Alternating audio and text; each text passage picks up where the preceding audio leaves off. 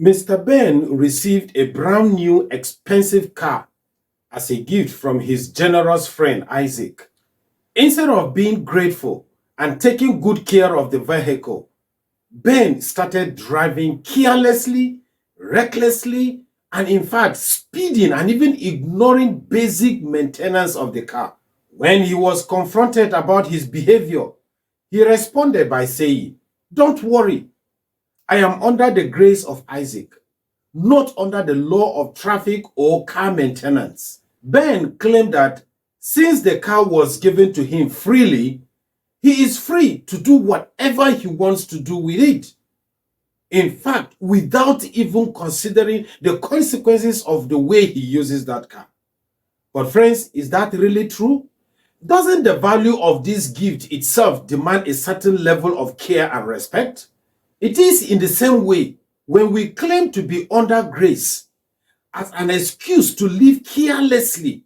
In fact, we are misunderstanding the true nature of God's grace.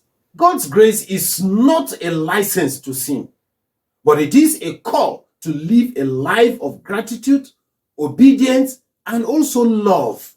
It is my sincere prayer that may we all never forget that God's grace is a gift that demands a response of love, obedience, and gratitude. Friends, welcome to R.N.A.R.D Gospel Channel, also known as R.N.A.R.D Media and Realty. Let us bow our head together as we pray.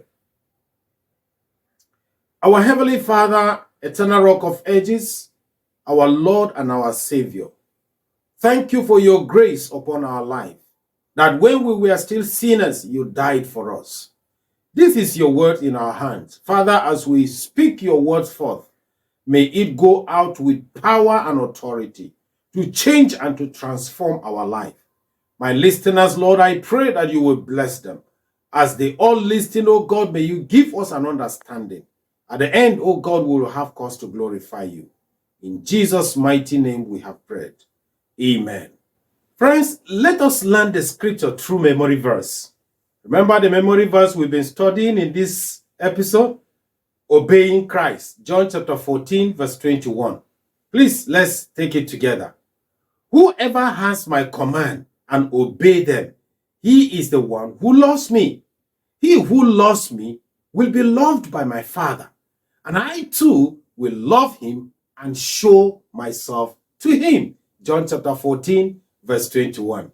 Well, still we are talking about obeying Christ. Friends, as I said in the last episode, I told you that we'll be taking from the book of Romans chapter 6, this time around from verse 15 to verse 23. And this is the area we're going to reflect on these studies. In this passage, Paul attempted to answer another presupposed question that, of course, people may likely ask. And he went on to give the answer even before the question is asked. Now, let's look at the next question, the presupposed question rather. What if we continue to sin because we are not under law? This is a presupposed question that Paul attempted to answer in this verse. Now, this is how he answered it. Let's first of all read verse 15 and see what is there. He said, "What then?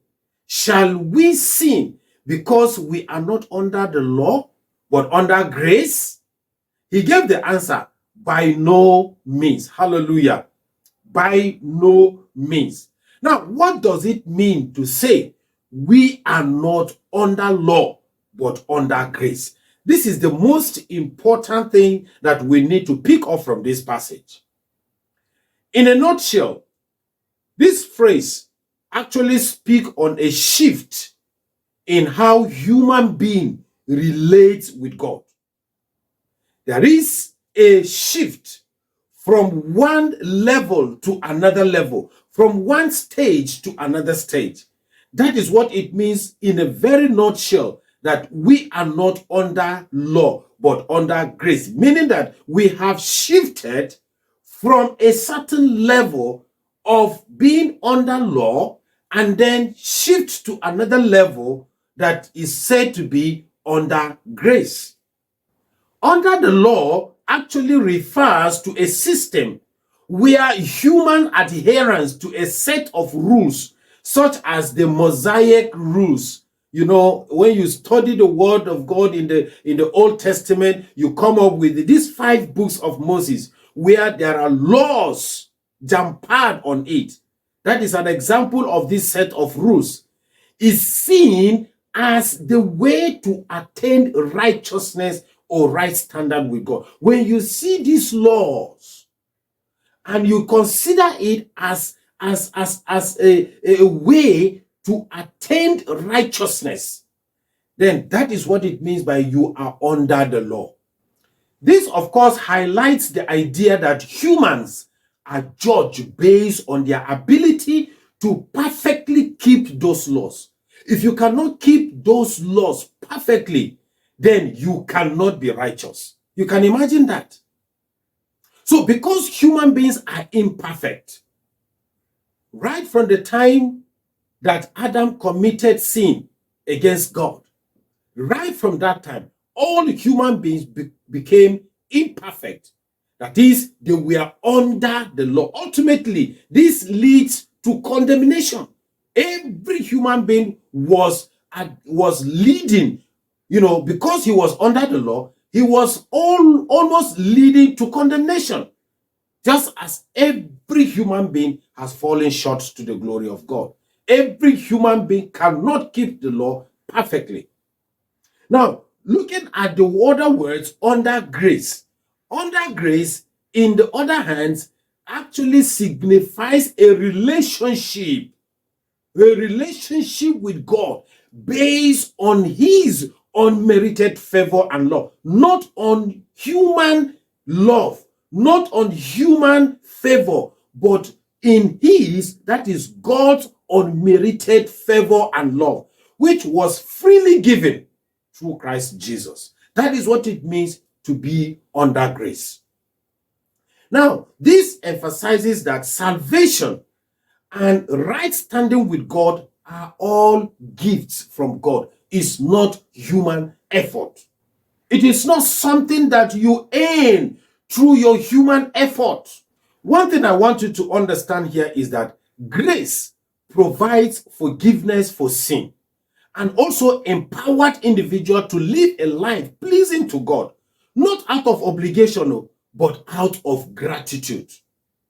Essentially, my friends, it means that instead of attempting to earn salvation through perfect law keeping, salvation is given freely by God through his grace.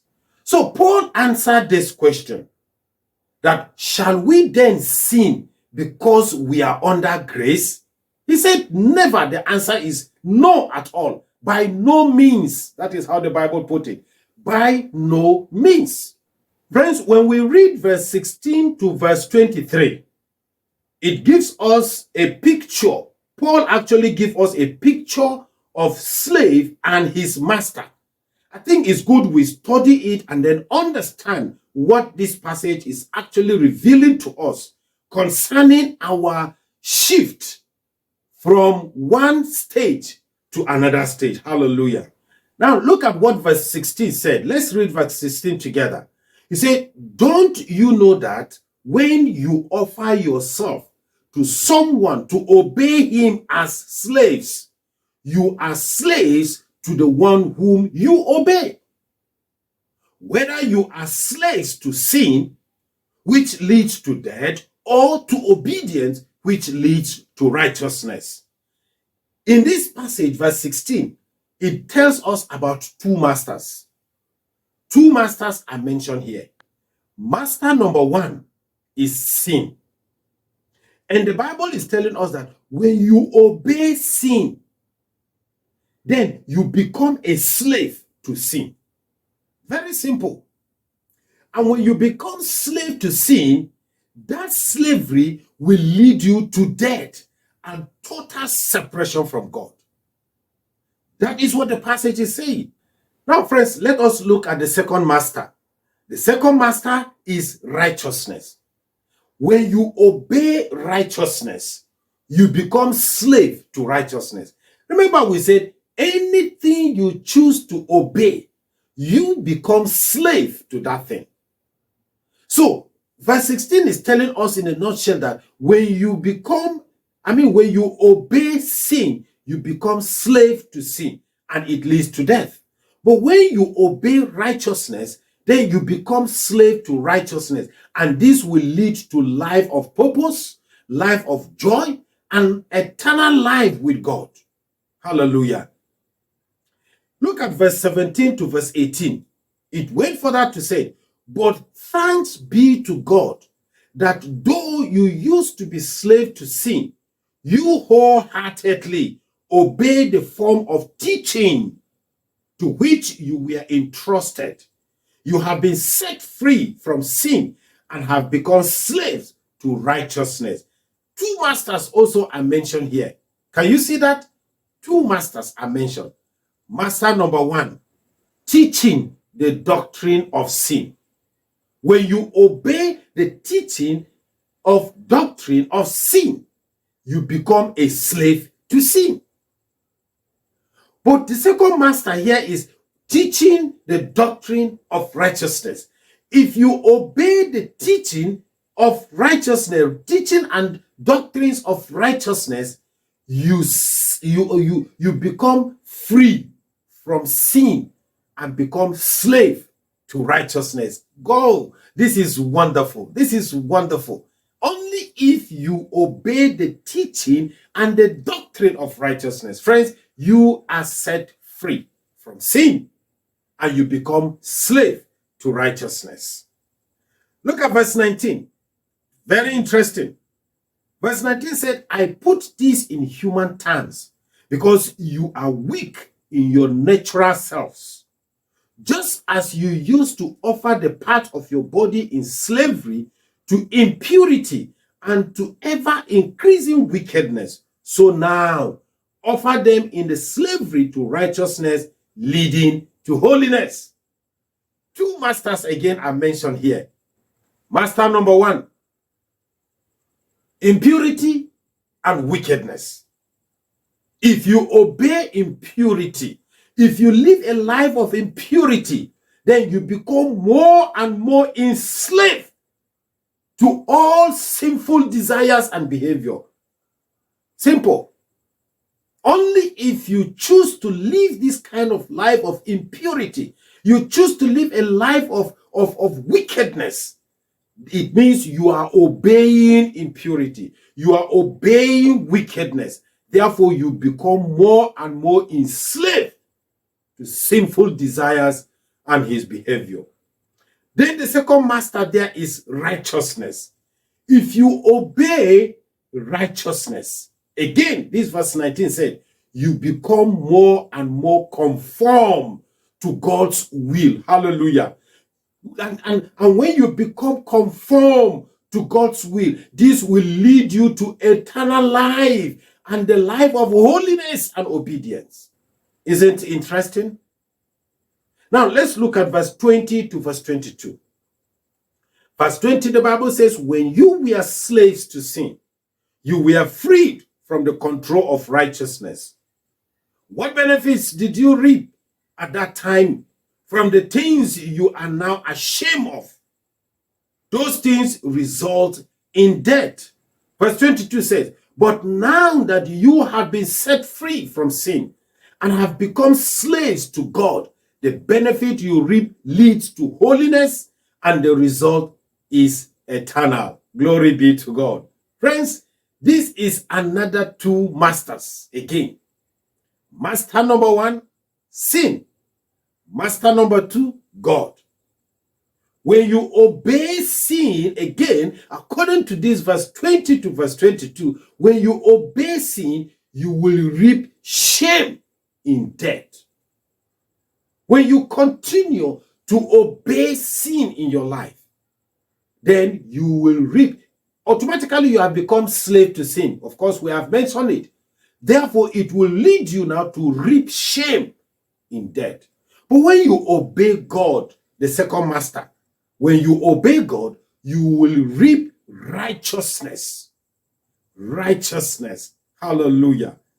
When you want to live a life of righteousness, friends, obey God.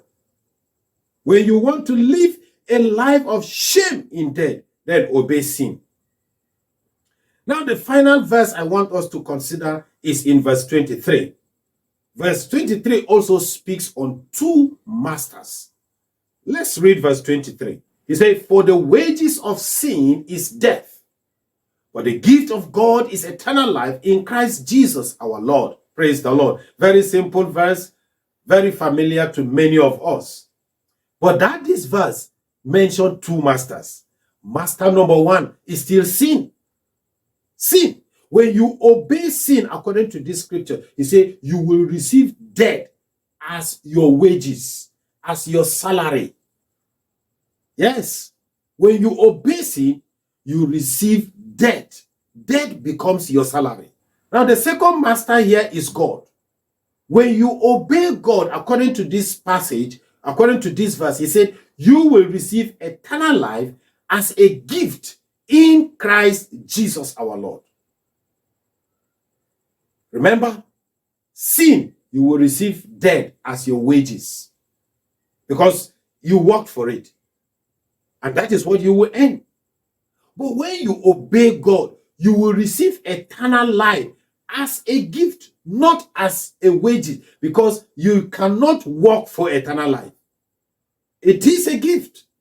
When all you need to do is to obey God. When you obey him, you will receive eternal life as a gift, not as something you earn, not as a salary, not as wages, but as a gift that you get in Christ Jesus, who is our Lord. Friends, I want you to look back on all these studies we've been studying and see if there is any good reason for you to obey God.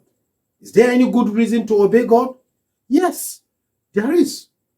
If you agree with me that there is a reason to obey God, then what are you supposed to do now if actually you understand this? Friends, obey God. Obeying God is the only solution. Let me leave you with this question. What will you do after listening to this message? What will you like to do? Thank you, dear friends, for participating with me in these studies.